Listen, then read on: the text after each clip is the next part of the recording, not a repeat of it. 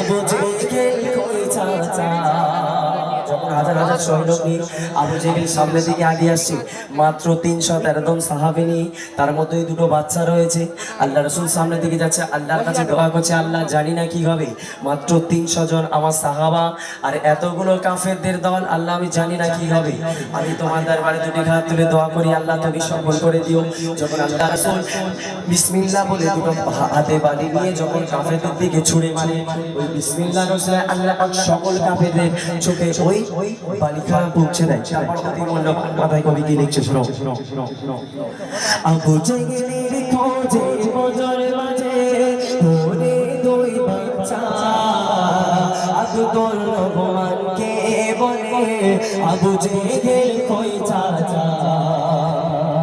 আবু জেহেলের খোঁজে বজর বাজে, ওরে দুই বাচ্চা আব্দুল রহমানকে বলে আবু জেহেল কই চাচা।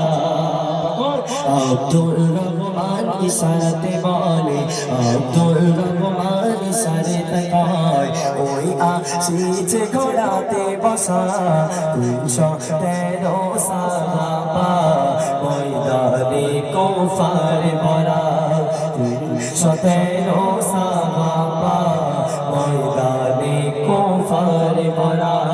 সিজদায় পড়ে মুস্তাফা, সিজদায় পড়ে মুস্তাফা, খোদার দারে করে দোয়া 313 সাহাবা, ময়দানে কুফার ভরা।